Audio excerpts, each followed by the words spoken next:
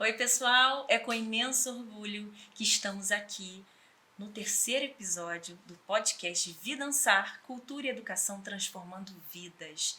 Essa série é um espaço de troca, de diálogo e também para a gente conhecer um pouco mais sobre pessoas que de alguma forma estão envolvidas em atividades que fazem do nosso planeta um lugar mais sustentável e mais inclusivo. O nosso programa de hoje é com uma mulher incrível. Ela é líder comunitária, educadora social, mediadora de leitura, protagonista da luta antirracista e fundadora do Centro Cultural Comunitário Chocobim Biblioteca Comunitária Mães, em Saracuruna, Duque de Caxias.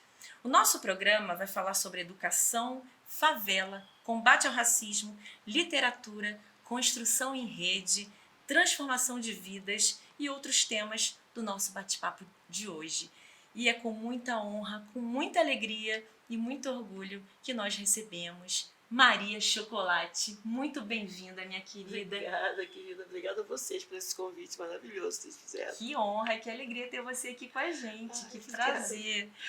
E, Chocolate, primeiro te agradecer por ter aceitado, o nosso convite, para falar um pouco da tua história, do seu trabalho de extrema importância em nosso país, no combate ao racismo, na propagação da literatura, para crianças periféricas.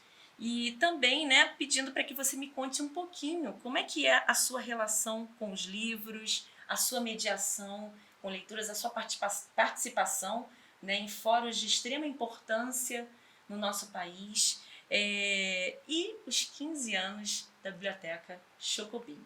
Fala pra gente um pouquinho, me conta um pouquinho o início dessa história. Nossa, eu tô muito nervosa mesmo. Não fica nervosa não, você é maravilhosa. Porque falar desse objeto, que às vezes é um bichinho feio para muitos, mas que para mim ele é tudo, ele me representa a minha vida, representa o ar que eu respiro, representa estar viva hoje, para continuar contando a minha história. Eu sou filha de mãe analfabeta, os pais em si, de uma mulher que teve que abandonar os seus estudos para suas irmãs poderem estudar. Mas ela sempre sonhou que eu ia ser professora. E eu acho que esse sonho também, eu acho que era meu, E desde pequeno, o livro era muito oferecido para mim. Mas ele era oferecido em forma de ler, e fazia as leituras e levava para casa para guardar. Eu ficava louca querendo ficar com o livro para mim, porque eu não tinha livro em casa, minha mãe não lia. Minha mãe cantava muito, sabia cantar, lavava uva, passar, mas ela não sabia ler. Mas ela ficava escutando também a história que a dona Selma contava para mim. E quando eu terminava de me ensinar o dever de casa, e ela cantava, ela lia as histórias, ela contava, ela cantava, ela fazia vários gestos, dona Selma. Além de ser enfermeira, ela também era contadora de história. Dona Selma ainda está viva. Representa a letra S da Mães, tá? É o último nome, última letra que tem aí do nosso nome Mães, que representa sonhos. E eu sonhava um dia poder ter um livro só para mim, para que eu pudesse fazer dele o que eu quisesse. Dormir abraçada, botar debaixo do travesseiro, chorar, rir, brincar. Queria ter um livro. Queria ter. E eu nunca pude ter um livro. Eu só vim ter direito à leitura quando eu fui para a escola, mas ficava na escola também. E só vim ter esse direito mesmo à literatura, ao livro, há 16 anos atrás. Nós fizemos 16 anos, dia 8 de dezembro. Que legal. Então, eu só vim ter esse direito quando eu fiquei muito doente. E depois de ficar muito doente, as crianças começaram a chegar na minha casa para ficar comigo. Eu assistia a sessão da tarde, eu deitada no sofá, porque eu estava totalmente dependente de, muito, como diz assim, não conseguia levantar da cama. Eles chegavam, eles viam a sessão da tarde comigo, falavam em sessão da tarde e começaram a trazer livros. E eu fui sentando no sofá, do sofá eu comecei a caminhar, e a partir daí a gente começou a chegar aos livros. Começou a chegar livros e mais livros. A Shirley começou a chegar com tapete. Depois a Shirley chegou com uma estante. E nós fomos crescendo, né? Do meu sofá eu saí para a varanda da minha casa. Da varanda da minha casa eu já trabalhava e já fazia parte da Ação Cidadania. Nós fomos convidados para o Come Livro, na Cinelândia. E eu já estava andando bem melhor.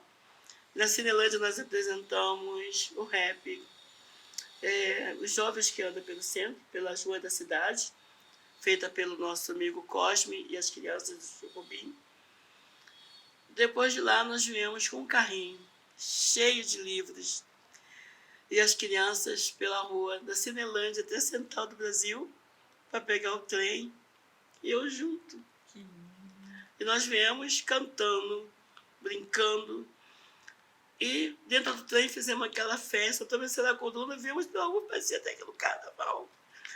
Foi uma das coisas mais lindas que aconteceu naquele momento.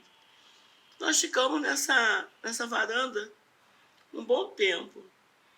Já chovia, fazia sol, a gente não podia atender, a gente ia para a sala. Já não tinha mais muro, porque eu caía muito em cima dos muros da minha varanda. E eu pegava de noite, tampava tudo com TNT, a parede da minha casa está toda cheia de TNTs coloridos. Eu cobria a estante, pegava os tapetes, os livros botar dentro de casa. Um dia meu marido fez o futebol com a firma dele. O pessoal daqui de Saracuruna, aqui do Parque João Pessoa, e o pessoal da firma. E trouxeram uma lona de caminhoneiro. Eu não deixei nunca mais tirar a lona. O livro salvou sua vida, Chocolate? O livro salvou. O livro salva a vida. O livro da vida. O livro, ele faz a gente sonhar. Estar nos lugares onde a gente nunca pensou em estar. Eu me vejo um dia na Colômbia, porque através do livro, através das formações, eu conheci muitas pessoas falando sobre as bibliotecas da Colômbia. Eu me vejo lá, já me vi lá sentada, participando de rodas de conversa. Porque é isso que o livro faz com a gente. Ele faz nos viajar. Ele é transformador. E é direito nosso, né? É direito ter uma biblioteca em cada lugar, em cada espaço. É direito ter nas escolas uma biblioteca viva. Não é uma biblioteca onde que ninguém possa mexer. É uma biblioteca onde as crianças podem chegar, pegar os livros e ler. Né? Elas são livres para fazer o que elas querem. O livro, ele é um objeto que teria que ser um preço mínimo e está na mão de qualquer um. Ele não é um objeto acessível para todos. Nós só somos porque a gente corre, a gente briga muito. Meu primeiro livro que eu comprei para a nossa biblioteca, eu vendi latinha, rolos de papel higiênico, caixinha de remédio, para comprar o livro que a gente, com o nosso dinheiro, e todos que a gente teve foram livros, todos os livros que chegam aqui a gente foi através de muito trabalho, de muita luta. E o livro mais lido que começou toda a nossa vida foi o livro A Felicidade da Borboleta, de Patrícia Gelser, que fala de sensibilidade, de amor pelo outro, de se colocar no lugar de outro, de carinho e de transformação. Que lindo, que lindo. E Chocolate, nossa, é emocionante a tua história, é inspiradora demais. E conta pra mim um pouquinho como é que você se tornou essa líder tão potente, né? Como é que foi a sua trajetória com projetos sociais e comunitários, né? Como que começou ali daquela mulher que teve a vida salva por um livro, de estar compartilhando esse propósito com crianças, adolescentes aqui do território e com todos esses relacionamentos que você tem com projetos, né? Inclusive com o Vidansar e com projetos comunitários. Como é que foi o iniciozinho dessa tua liderança? Eu costumo dizer para as pessoas, Ellen, que eu sou líder da barriga da minha mãe, né? Eu vou ficar muito nessa ida e volta, porque o meu raciocínio ele vai muito na ida e volta, por lembrar das coisas muito em parcelas. Eu nasci em Minas, né? Eu vim para cá muito pequena. Né? Minha mãe contava que ela me teve embaixo do pé de café, lá em Bom Jesus do Galho. Né? E eu me vejo, que eu acho que eu já fazia isso desde pequenininha. Eu já era uma liderança. Mas que liderança é essa que a gente tanto fala? Que eu ainda não me sinto líder. Eu ainda não me sinto líder. Porque liderança a gente precisa saber ouvir, precisa saber partilhar, precisa saber construir. E muitas das vezes eu me pego também desconstruindo tudo que eu construí. Então, eu costumo dizer que para sermos uma boa liderança, a primeira coisa que a gente precisa fazer é saber ouvir. Foi uma das coisas que eu aprendi com o Dom Mauro Morelli. Uma das primeiras coisas que o Dom Mauro Morelli chegou em Duque de Caxias, eu era jovem, e ele disse, lá em frente aqui da Catedral de Santo Antônio, aprenda a ouvir, ouça, e depois fale. Mas você precisa primeiro ouvir para depois saber responder. Então, acho que uma das coisas que eu aprendi a ouvir, muitas das vezes eu não consigo, porque é tanta coisa que a gente vê na vida, a gente passa por tantas situações tão dramáticas que a gente não consegue ficar quieta. A gente não consegue ver a coisa acontecer e não gritar antes de ouvir. A gente não tem um raciocínio muito rápido, a gente quer ajudar, então a gente acaba saindo fora, não sendo o líder certo. Né? Quando a gente aprende a ouvir, quando a gente consegue ouvir, a gente consegue agir mais rápido, agir com cuidado, a dialogar, a tocar, porque é isso que a liderança precisa fazer. A liderança ela precisa saber ouvir, saber falar, saber escutar, mas não precisa saber falar sendo estudado, tendo... Não, ela precisa saber falar do coração, porque o bom líder, ele fala de dentro para fora. O bom líder fala com o corpo, fala com o coração, fala com os cabelos, com os olhos, fala... Essa é a liderança, aquele que contagia o seu amigo, aquele que contagia todos que estão à sua volta. Essa é a liderança, porque é preciso sair daqui de dentro. Nada é superficial, não se constrói nada por cima. Tem que primeiro cavar, fofar a terra, plantar, para depois cuidar daquilo. Nada pode ser rápido, Ellen. Tudo precisa ter etapas. Tudo precisa ter. Deus fez o mundo de vários jeitos, né? Então, por que a gente quer ter pressa? Então, a liderança, eu acho que é isso, é olhar. É quando eu olhar para você e ver que você faz o mesmo que eu. Você é mulher, não importa a cor que você é. Você é mulher igual a mim. Nossa luta tem que ser a mesma. A luta por igualdade, por direitos. E esse direito que a gente fala, direito de ser liderança, uma liderança onde que possa ser ouvida, onde a gente possa trocar, onde possa trabalhar no coletivo, possa trabalhar mesmo individual, mas sabendo ouvir o outro parceiro. E principalmente quando está trabalhando junto. Porque quando se trabalha junto é preciso saber ouvir quem está junto com você. É difícil, porque às vezes a gente é muito, né, quer se sentir bem ali na fita e a gente esquece que do lado da gente tem um monte de gente ajudando. Mas não é isso. Que mais líderes pensem como você. Por isso que você é essa liderança incrível, inspiradora.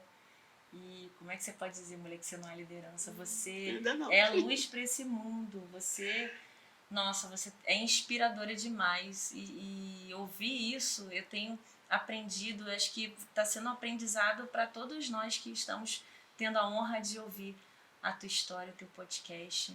Você é uma líder incrível, Chocolate. Você é uma mulher que é um exemplo.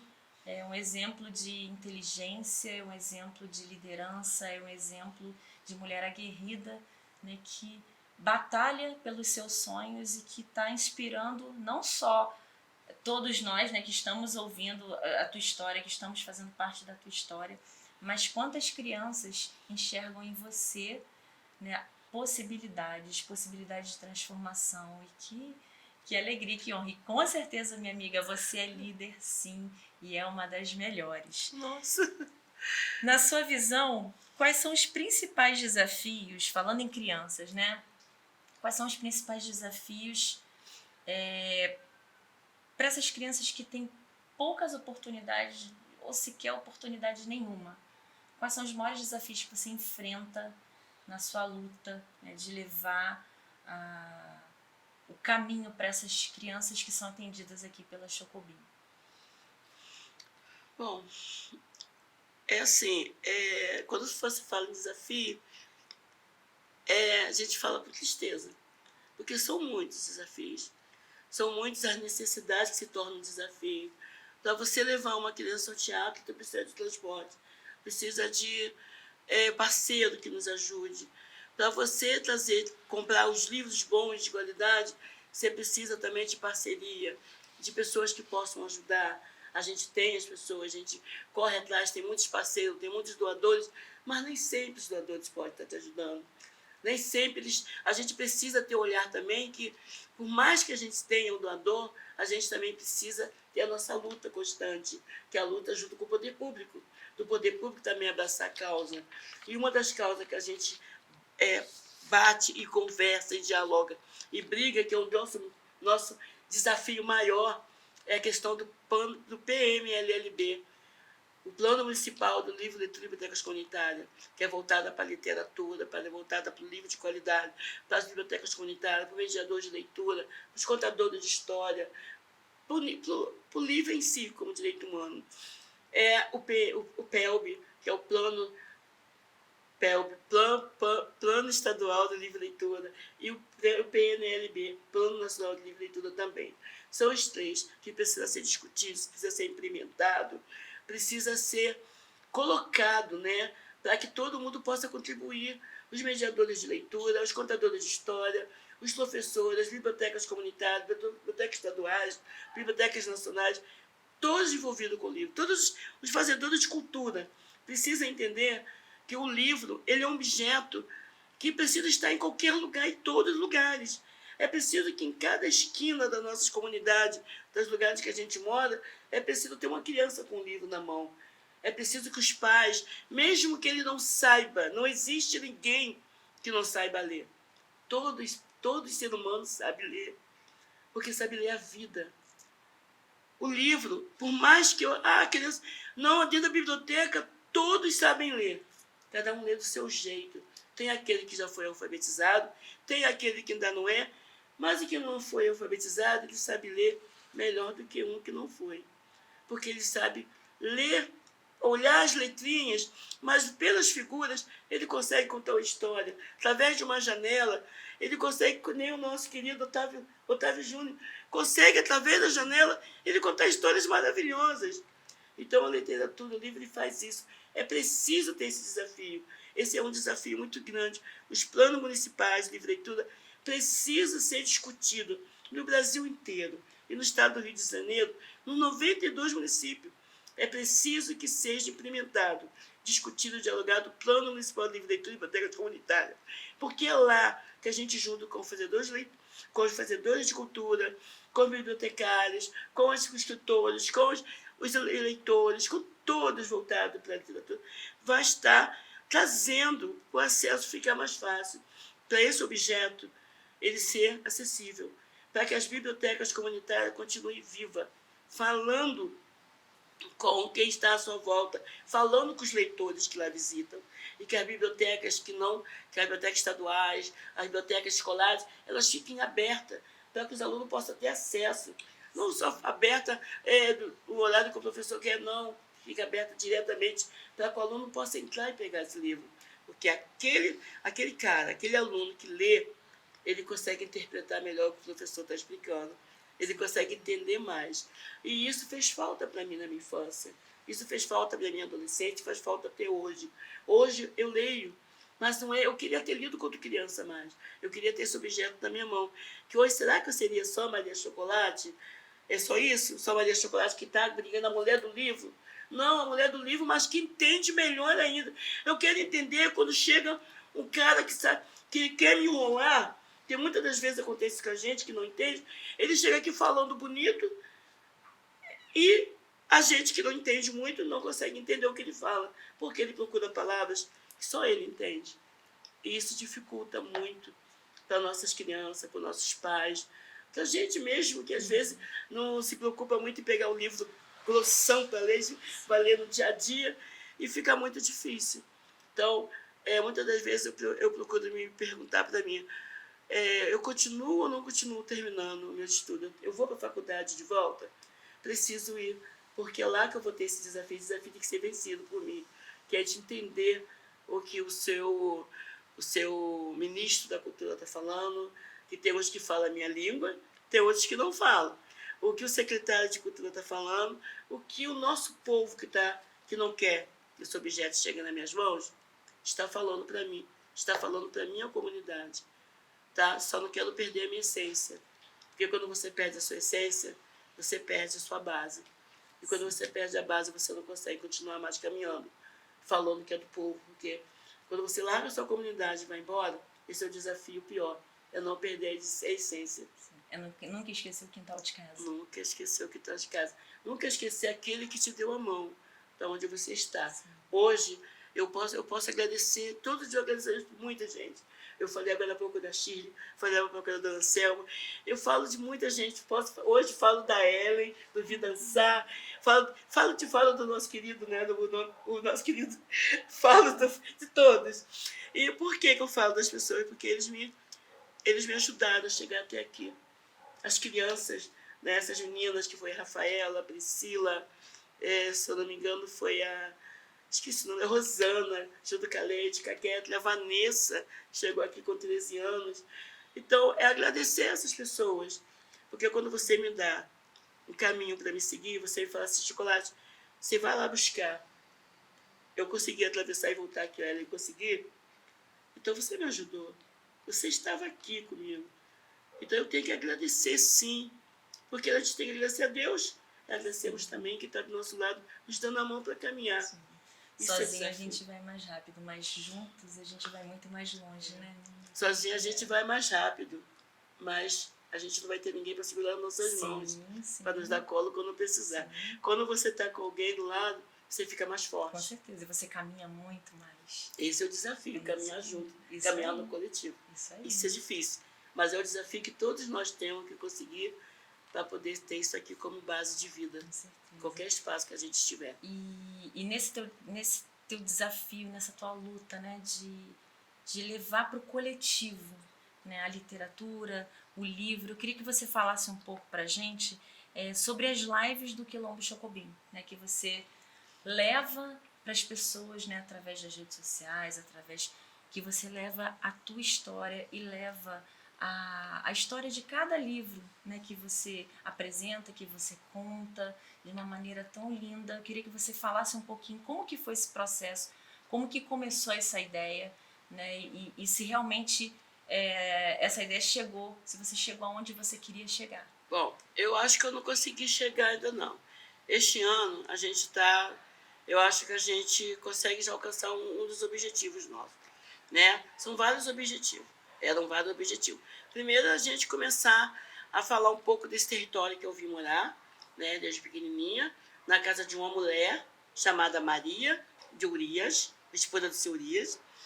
E essa Maria tem o primeiro nome também da palavra mães, que vou dizer para vocês qual o significado da mães. Mulheres amorosas necessitadas de navegar em sonhos. Maria significa multiplicação, que é a letra M. O A é de Apolônia, significa amor. Dona Apolônia era uma parteira, uma mulher muito católica, que só vivia sorrindo. Tudo para ela falava de amor.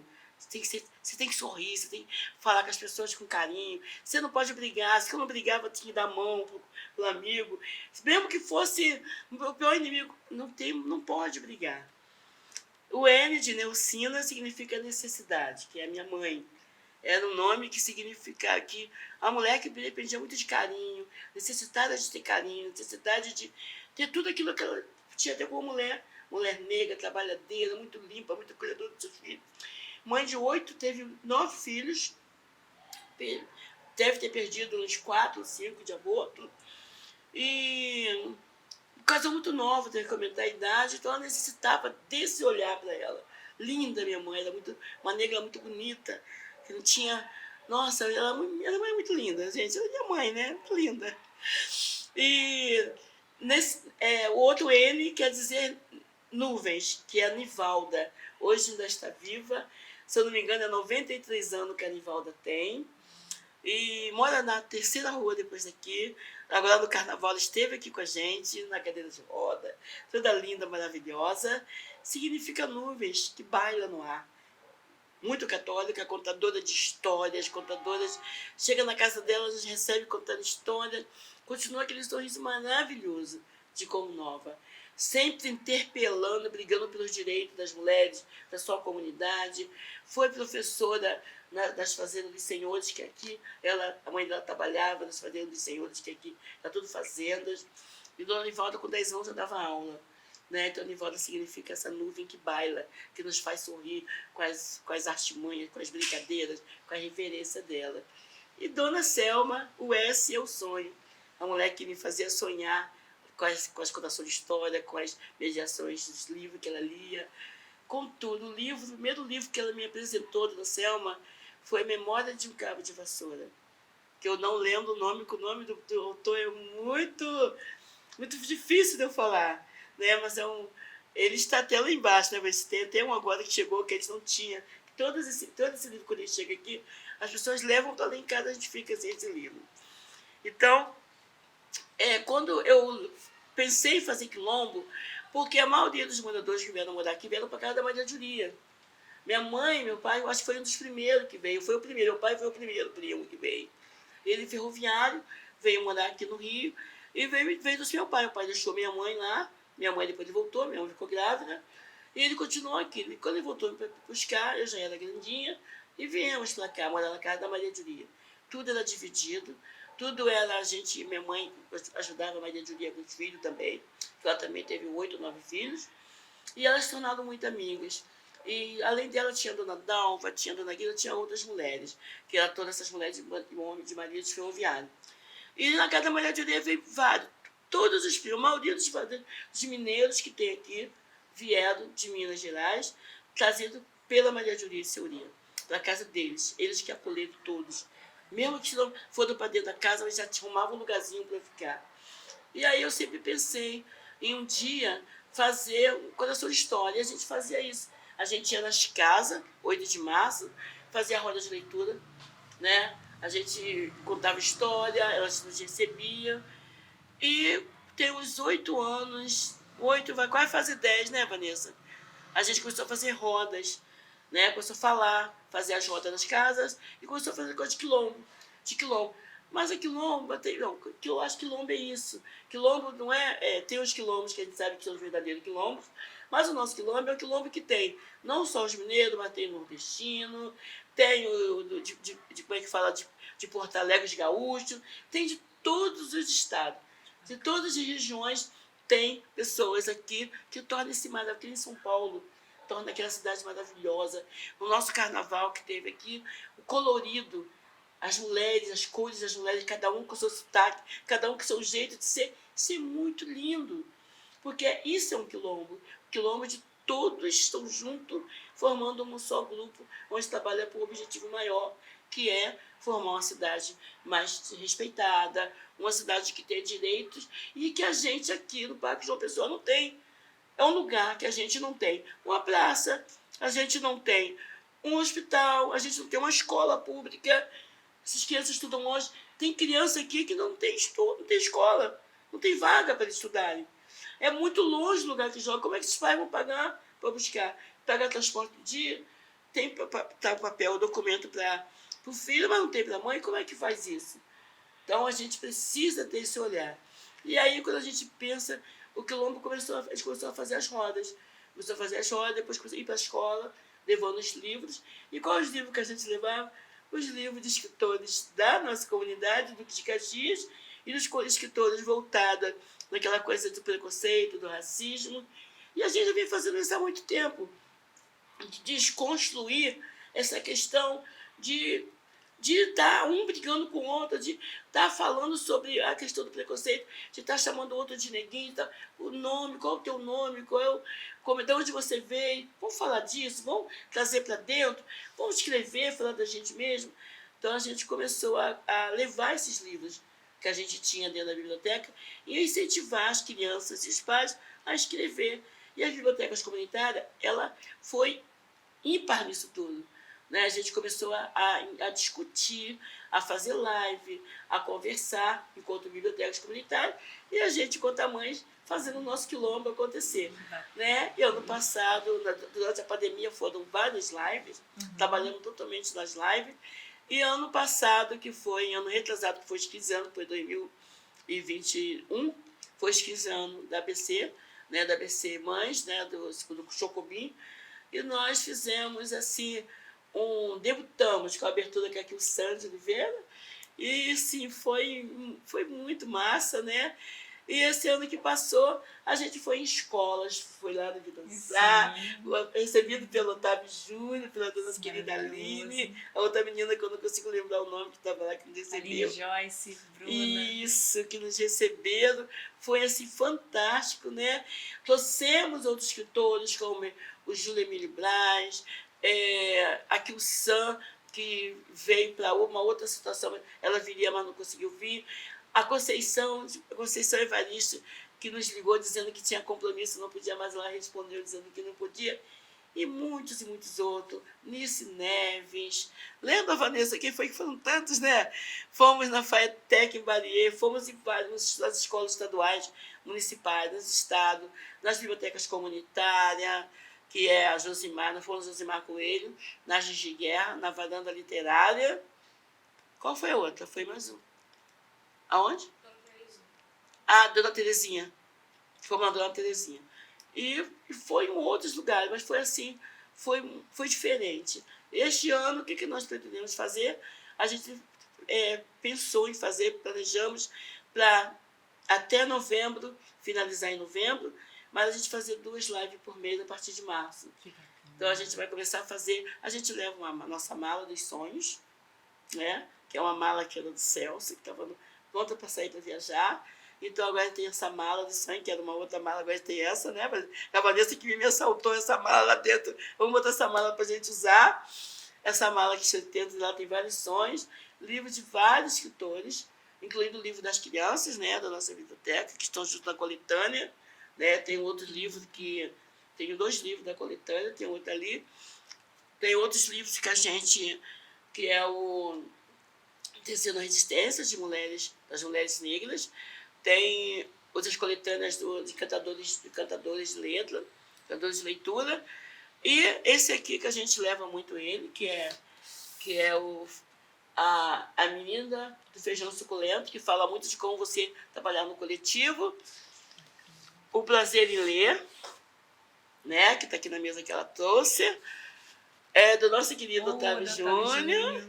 Tá? O das crianças, da Conceição Evaristo, né, que está aqui. E que o Sérgio Oliveira e o Betinho, que a gente trouxe aqui para a mesa, e outros, né, que a gente apresentamos vários livros. Em cada roda tem também da Renata Costa, que ela visitou todos os estados, falando sobre o Plano Municipal de Livre Leitura, sobre o Plano Estadual e o Plano Nacional de Livre Leitura, junto com José Castilho Neto.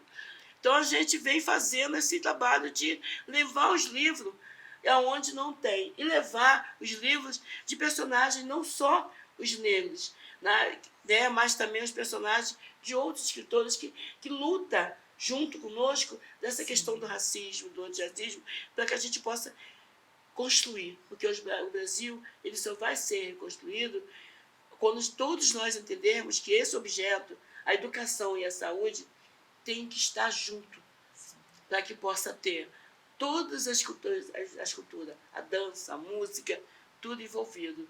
E com isso, né, com isso tudo, nasceu também, a gente falou da biblioteca, mas nasceu também o Bloco em Bala de Saracuruna, onde a gente trabalha a questão das crianças junto com os cantores, intérpretes, eles sentam junto e a gente escolhe quem vai ser escolhido para ser homenageado, né?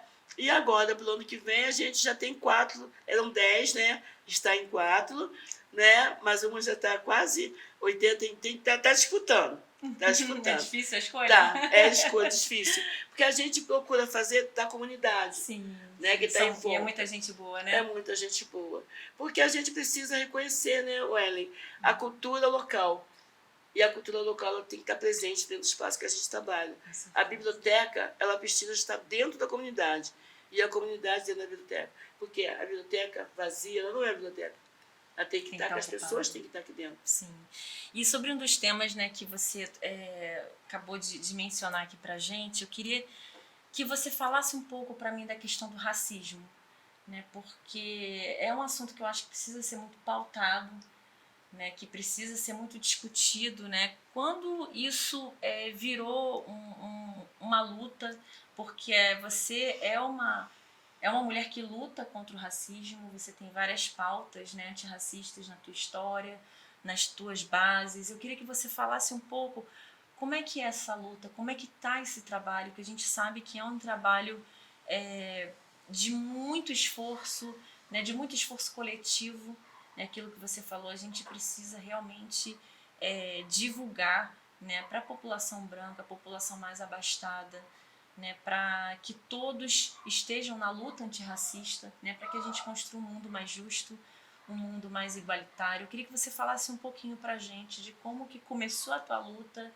e como que está esse processo, como é esse processo de construção coletiva, né, e a gente sabe que essa é uma luta árdua que está longe de ter, né, um fim, porque o racismo ainda é muito latente aqui no nosso país, é uma coisa que infelizmente está muito forte ainda e a gente precisa lutar contra. Então eu queria que você contasse um pouquinho pra gente como é que é a tua dor e como você transformou essa dor em luta, em força.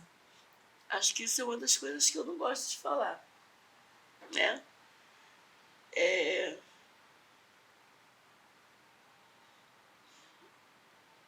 Eu não gosto. Eu me sinto... Eu sou muito triste com tudo isso que acontece, eu não consigo ver essas coisas, né? Tudo que acontece na televisão. Eu vou a Paraty, mas eu me sinto muito triste quando eu piso naquelas pedras. Eu dei graças a Deus quando a São Santaninha saiu de frente do Valongo, porque para mim olhar aquele buraco foi uma sensação muito ruim. Eu não sei o que tem comigo, porque eu nunca consegui ver nada que falar de escravo. Eu não consigo ler livros, porque dói muito. As marcas, parece que eu sinto as dores. Não sei por que isso, mas acontece. E a gente todo dia sofre, né? As pessoas riem do meu cabelo, as pessoas olham para mim, me abraçam, e muitas das pessoas às vezes estão rindo de mim. A gente sente, mas a gente é forte. As pessoas falam que eu sou muito ousada, mas eu acho que foi uma forma que eu encontrei de lutar contra o racismo. Uma forma de dizer para as mulheres que a gente podemos usar e vestir o que a gente quer. Dentro, tudo tem um limite, é claro. Tem lugar que a gente não pode estar, a gente sabe disso, então são leis que foram criadas que tem que obedecer. Mas a nossa pele não tem como sair, cara. Por que eu vou ficar o tempo todo brigando com a pessoa dizendo que eu não sou negra? Se eu sou, eu posso pintar meu cabelo, eu posso pintar minha pele, posso pintar o que eu quiser, mas eu vou deixar, não vou deixar de ser negra. Eu costumo dizer que é uma das peles coisas mais lindas que tem, mas não tirando que a sua também é linda. Porque quando eu estou fazendo preconceito comigo, mas eu também esqueci o que eu estou fazendo com você também. Então, o que cabe para mim dentro de um espaço que eu tenho de leitura, com balé, com inglês, é que todos têm que ter respeito pelo outro. Cara que tem um preconceito, que aí xinga o cara de neguinho, de macaco, a outro de brancazeiro, de Paraíba, esse cara, ele é um coitado, é um doente. Porque ele não se ama a si mesmo, ele não olha para si. Porque quando você olha, aponta um dedo para um que tem um defeito, você está apontando para você também. A gente esquece que as nossas vidas não é nossa, é Deus que cuida pra gente. Então, para Deus, o filho dele não tem cor. Para Deus, o filho dele não tem raça. O filho dele não é mulher, homem, todos são iguais. A gente que tem essa questão de dividir por religiões, por tipo de futebol, por não sei o quê. Então, dentro do espaço da Biblioteca Mães, a gente discute literatura, amor, respeito, compaixão, carinho, se colocar no lugar do outro, dividir, fazer uma feijoada e cada um trazer um pé, uma orelha, um rabo, o toicinho. É isso que a gente discute. É junto. O povo só vai entender que está errado, quando eles entenderem que junto a todas as cores é melhor. Separados é pior. Porque quando eu bato no preto, dói. Quando eu bato no branco, não dói também? Tá? Ah, vai ser polêmica, Chocolate está falando. Mas como é que eu vou, dentro de uma sala de aula, dizer que é um bonito e o feio? Todos são bonitos. O meu filho não é melhor do que o seu, nem o seu é melhor do que o meu. Nossos filhos são iguais. Então não adianta chegar e falar para uma criança que ela é bonita, a outra é feia, a outra está todo mundo igual. Porque, gente, é isso que tem que ser. Então, ninguém vai tirar, eu vou cair, vai machucar, vai tirar a minha pele, vai ficar branco, mas daqui a 2 dias vai ficar preto de novo. Eu não sou morena, eu sou puro chocolate 100%, só existe eu, Saracudu de Cacia. 100% de chocolate preto de verdade. Não adianta. E para alinhavar minha vida, meus cabelos, a minha família, todo mundo com cabelo branquinho, branquinho. Por isso eu posso pintar da cor que eu quiser. Azul, como se pintasse a cor do seu quarto. Só que a minha pele não é pintada igual a cor do meu cabelo, a cor do meu quarto. A minha pele está pintada aqui dentro do meu coração, porque foi Deus que me deu essa pele linda. A Deus que deu a sua pele, a pele de vocês que estão aqui me assistindo. Então, por que a gente sentar na mesa para discutir a mesma coisa, para comer da mesma comida, ter o mesmo médico e dividir? É lutar pelos direitos. Então, assim, quando tem essa fala, eu me sinto muito mal. Eu fico muito triste com isso tudo, porque com meus 61 anos, a gente ainda vê isso acontecer no nosso Brasil, no nosso mundo, essa questão de preconceito, de racismo, e de um ficar brigando com o outro. Não. A gente quer discutir, vai para o campo de futebol, quer brigar, quer xingar o juiz, mas com respeito, com amor, com carinho. Sair de casa para falar de carinho, se colocar no lugar do outro. Porque quando a gente é criança e a gente passa por isso, vocês não sabem a dor que é sentir. Quem nunca teve seu cabelo puxado, chamando você de macaca, de neguinha, você não poder estudar, porque o seu colega puxava seu cabelo. Você nunca ter poder tomar pequeno um copo de chocolate. Então, você faz isso com uma criança, quando você cresce, consegue fazer o trabalho que eu venho fazendo, e olha para trás, e a gente vê que ainda continua. Ah, dói muito, dói muito. Porque quantas e quantas vezes eu não dormi. Quantas e quantas vezes eu cheguei na minha casa estudando, minha mãe deitava no seu colo e dizia: seu cabelo é lindo, você é bonita, todo mundo é bonito. Minha mãe não quer dizer que ninguém é mais bonito do que você, todo mundo é bonito. E ela é uma mulher analfabeta, que falava isso para mim, ela é uma mulher inteligente. Por que a gente que estuda tanto, que lê tanto, ainda consegue fazer essas coisas que vai doer numa criança? Muitas das vezes, dizer que aquela criança não é capaz, não pode pegar aquele livro, uma criança não pode fazer isso, seu dever é mais bonito do que o outro. Gente, não tem que existir isso. E é muito importante a gente dizer, Chocolate, eu sinto muito, viu? Eu não consigo sentir a tua dor. Eu sinto muito. E é muito importante a gente dizer que é crime, que racismo é punido por lei, que é crime. Isso a gente precisa propagar e divulgar e denunciar. Isso não pode ser tolerado de maneira nenhuma, né? E isso precisa ser passado para as pessoas, que é crime punido por lei e que a gente precisa denunciar.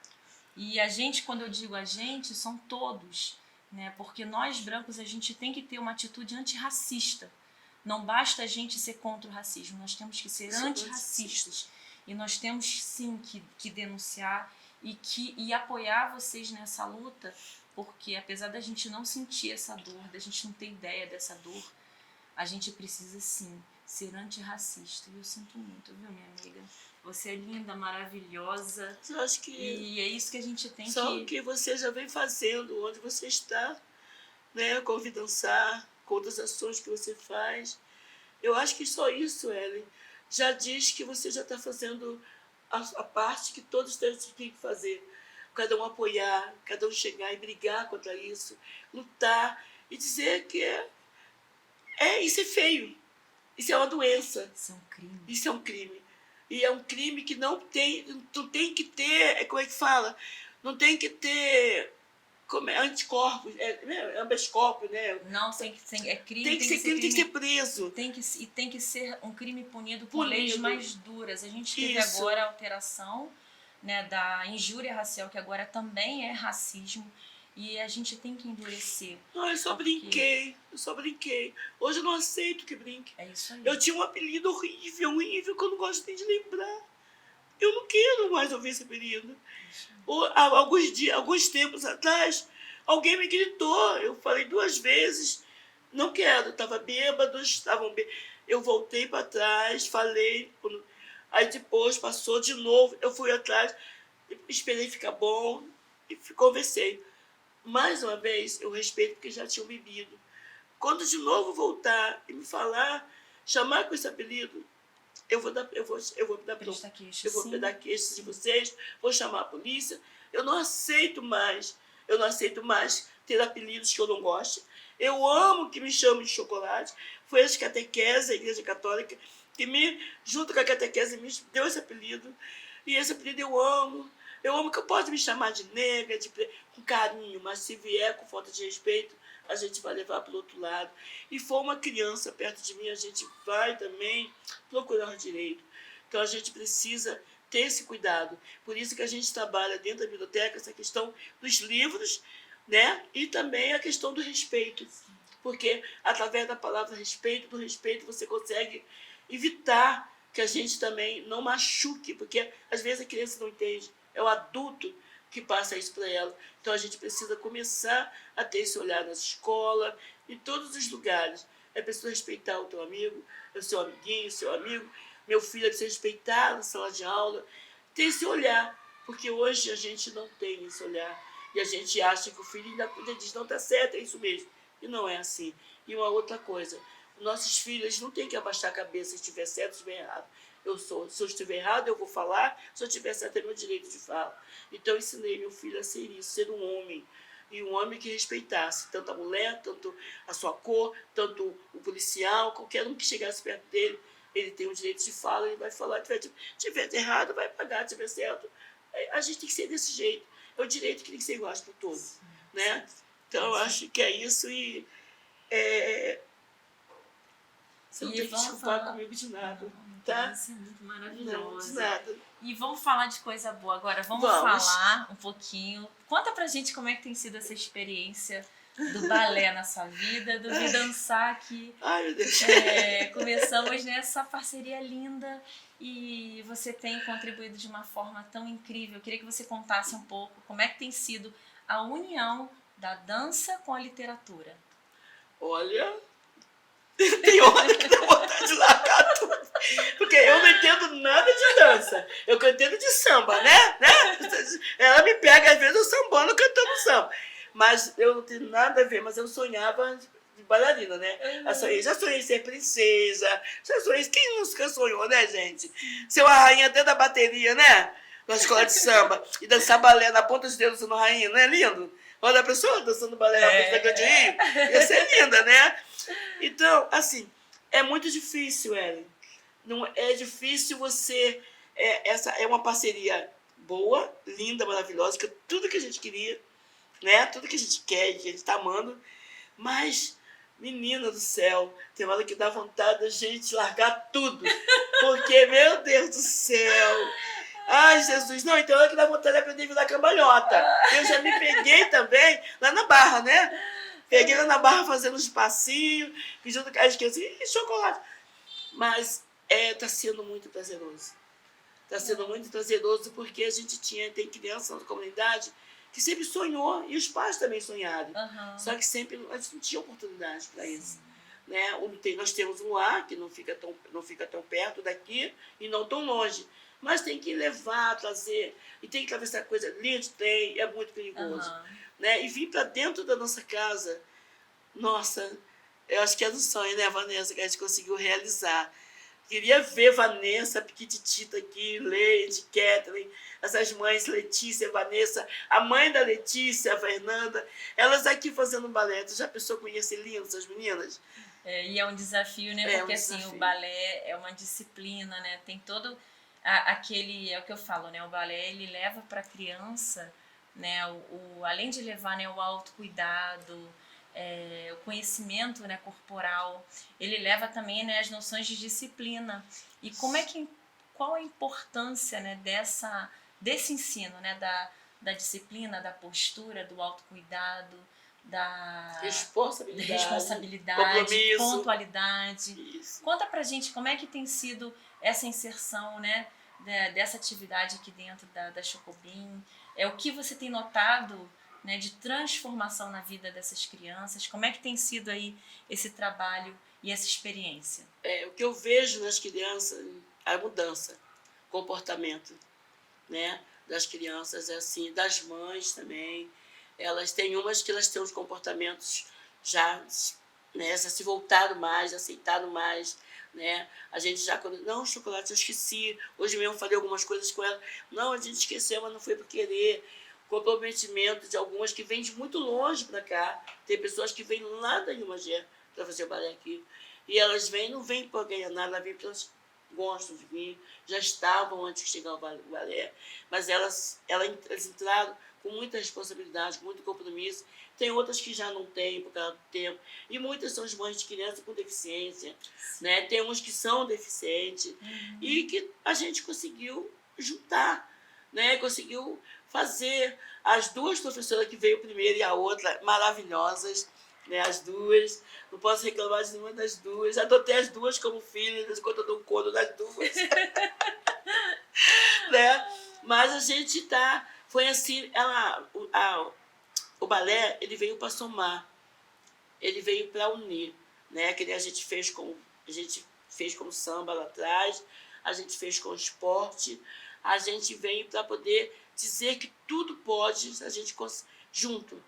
Né? Então, assim, quando vocês vêm do Complexo do Alemão para cá, para poder ajudar, junto com a Chocolate, fazer isso tudo, cara, e a gente fica assim. Eu andei me perguntando muito, gente, eu mereço? Claro que merece. Nós merecemos, a comunidade merece. E eu falo com a comunidade, vocês precisam fazer abraçar, porque a gente não tem isso, isso é tudo muito caro, vai pagar uma aula de balé, e a gente está na nossa casa, dentro da nossa casa. A gente está aqui, é difícil, é muita dificuldade, a gente tem que, cada dia a gente mata um leão para poder estar aqui de pé junto com vocês, mas a gente está conseguindo. A paciência da professoras também, né, toda de inglês. Professoras e toda a equipe aqui do Chocobim, né, que abraçou o propósito, né, além do balé, a gente tem o inglês também, né, que o inglês também é uma língua, né, que coloca essas crianças e adolescentes, né, num nível acima, porque hoje em dia, no campo profissional, o inglês antes era um plus, hoje já é praticamente obrigatório que todo o profissional formado, né, tem essa segunda língua para conseguir a inserção no mercado de trabalho. Então... Já sai na frente, né? Já sai na frente, com certeza. Isso é muito bom. E fala para mim um pouquinho, o que você acha que você falta aqui no seu espaço? O que falta na sua luta nesse trabalho comunitário tão importante? Bom, eu acho que uma das coisas que eu já falei com você, que até para o balé vai ser bom, é o Plano Municipal de Livre Leitura ser do jeito que a gente escreveu, do jeito que ele está prontinho. Ele ser mandado para a Câmara, ele ser aprovado para que a gente possa ter mais acesso. Vereadores do Duque de Caxias, hein? Olha, escutem essa mulher, vamos embora lutar aí por esse plano. Isso vai modificar e vai trazer, né, uma qualidade maior, né, para o plano realmente de leitura aqui no município, não só para o município do Duque de Caxias, mas para todo o estado. Para todos os municípios, 92 municípios do estado do Rio de Janeiro. É preciso, Nova Iguaçu já tem um dele implementado, que é uma rede que tem de bibliotecas comunitárias. Paraty também está discutindo o plano municipal. Então, o único que tem a lei aprovada é o de Nova Iguaçu. O nosso está prontinho. Se eu não me engano, vai fazer 12 a 11 anos que estamos já nem discutindo, dialogando no plano municipal. E a gente precisa que o secretário de Cultura tenha esse olhar, o prefeito tem esse olhar, os vereadores, quando receber, olha com olhar. A gente não pode colocar um projeto, fazer um plano municipal sem verba, sem orçamento. Livro não é barato. Então a gente precisa ter a biblioteca comunitária, tem os mediadores, tem luz para pagar, tem água. Nós gastamos agora 3 galões de água por semana. A gente não pega água do poço, a gente compra água, porque a gente entende que a gente precisa estar tudo com qualidade para essas crianças. Muitos em casa não têm, então a gente precisa trazer para o espaço, mas trazer eles para o espaço, que eles vão sair daqui confiável. Né? Então a gente precisa, chocolate é chata, chocolate não gosta de criança, compra cigarro, compra cerveja, mas o chocolate entende que esse é o lugar. A biblioteca, a escola é o lugar que a criança tem que estar. A criança tem que lavar a louça, tem que barricar, precisa fazer isso. Tem que ter seus compromissos e responsabilidades, mas tem que ter direitos de ser respeitados. E esse é o direito que a gente tem. A gente está lutando por uma Duque de Caxias, por um estado do Rio de Janeiro, mais leitor, porque pobre lê sim. Se tiver o livro, ele vai ler, porque eles vêm buscar na biblioteca. Eles vão nos espaços de leitura pegar livro. Então, pobre lê sim. Tem esse dizer que a gente não lê. Por que não lê? Lê, nós gostamos de ler. O que não é acessível. O que não é que quem está sentado lá na cadeira não entende que tem que chegar nas nossas mãos. Então, a única coisa que a gente pede é isso. Que a gente precisa disso. A gente precisa de plano aprovado. A gente precisa de mais parceiros. Né? E recebemos de braço aberto essa parceria. Agradecemos. E a gente precisa de mais ajuda, de mais voluntários, de pessoas que possam vir trabalhar com a gente na comunicação, também ajudar a gente com as crianças. Precisamos disso, né? Acho que toda ajuda que vier só vai levantar mais. Com certeza. Chocolate, depois desse papo maravilhoso, eu queria te agradecer e queria que você deixasse uma mensagem. Aproveita para falar sobre as redes sociais, né, da Chocobim, como as pessoas podem fazer para ajudar, ou então algum telefone de contato, né, para passar para as pessoas que estão assistindo que possam também se juntar a essa rede tão linda, né, de apoio à educação, à cultura, à literatura, gente. Então, vamos lá, Chocolate, fala suas palavras finais e eu queria mais uma vez te dizer muito obrigada, minha querida. É uma honra, é uma alegria ter tido essa conversa tão incrível, ter conhecido um pouquinho mais da tua história. E vamos agora compartilhar para que as pessoas possam também se juntar a essa rede da Chocobim. Fala, minha amiga. Então, para finalizar, eu quero ler um pedacinho da leitura que tem aqui, para finalizar. Mas eu poderia até ler o samba, né, Vanessa? Eu acho que o samba seria até melhor, né? Tá aqui no telefone. O samba. Para finalizar, eu deixo o livro e vou ler no celular. Uhum. Cara, vai pegar o samba para me dar uma lida. Pode abaixar no seu também, se quiser. E dizer para vocês que, antes de tudo, eu quero agradecer muito a você, agradecer a secretária de Estado, né? Daniele Barros, maravilhosa dela. Sim, Daniele Barros, a nossa secretária de Cultura, maravilhosa, que fez a ponte entre nós, através da Daniele, nós construímos essa rede tão linda, tão potente. Agradecer também a Petrobras, né, a nossa querida patrocinadora, né? A Petrobras tem feito assim, um trabalho incrível, não só com o projeto Vidansar, mas com vários projetos apoiados, né, pelo patrocínio socioambiental. A Secretaria de Estado de Cultura e Economia Criativa, né, em parceria com a Petrobras, que possibilita que essas histórias lindas aconteçam. Então, minha amiga, vamos lá que agora a palavra é sua. Não, como a Daniele, eu sou da Daniele, doida por dar um abraço da Daniele. Eu agradeço muito a vocês, muito, né, quando teve esse olhar de trazer para cá o balé, de acreditar na gente, né, porque eu acho que é ter confiança, né, e quando a gente realmente paramos de perguntar, eu e Vanessa paramos, vamos dar conta, a gente vai conseguir, eu acho que a gente está passando pela prova, está conseguindo, passamos de ano, né, vamos ver se a gente vai conseguir alcançar, tem mais um 99, nota 10, né. Então, 10, nota 10. Nota disso. Agradecer muito a vocês mesmo, gente, toda a equipe do Vidansar, os professores, todos, as crianças que se apaixonaram por nós, né? A nossa criança também se apaixonada por vocês. Agradecer, eu tenho um agradecimento muito especial no dia 7 de dezembro, pelo aniversário da Carol, da nossa Ana Victoria. Muito obrigada. Isso é se colocar no lugar do outro. Muito obrigada. Agradecer a professora Carol, a professora Flávia, que estava com a gente, agradecer a todos vocês, né? E a minha comunidade, né? Porque a nossa comunidade, ela é o esteio de tudo que a gente tem, né? Como eu disse agora há pouco, eu preciso estar dentro dela e ela precisa estar dentro da biblioteca. Então, é uma troca onde todos se ajudam para estar onde que a gente está. Não tem como ser diferente. Eu não poderia estar aqui se a minha comunidade não me aceitasse, não nos abraçasse.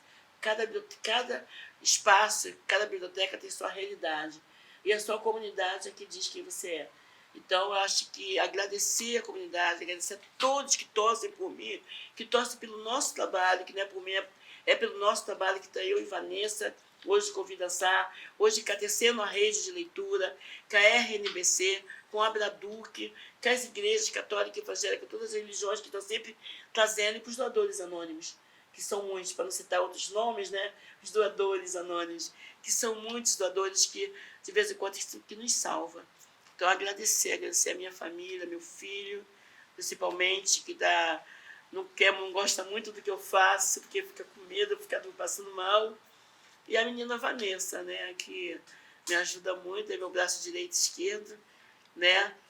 Tá aqui sempre me apoiando, né? Essa princesa que está aqui, né? Agradecer muito a ela. E dizer que se não fosse ela, eu não estaria, né? Com certeza. É essa construção, né? Essa construção. E eu ia ler do livro Os Olhos d'Água, já chorei bastante. Quero ler, mas agora eu vou ler para vocês uma poesia, um samba, que é homenageado do nosso bloco este ano, foi ao Padrinho Celso, uma estrelinha que foi brilhar no céu. Em 2020, ele estava aqui me homenageando, que eu fui homenageada. E agora, em 2020, no mesmo ano, eu perdi ele pela Covid, mas eu precisava fazer essa homenagem. Então, em 2023, nós fizemos essa grande homenagem e a comunidade aderiu, né? A Vanessa abraçou com gente. Nós fizemos o samba junto com as crianças, com o Paulinho, Santiago e com a comunidade. Eu, Vanessa, o Jailson, somos intérpretes, somos os que escreveu essa poesia. Cantar a gente não vamos, nós vamos ler. Deixa eu abrir aqui para vocês. Fala de amor, fala de respeito. Ai, não, como é que está escrito aqui, gente?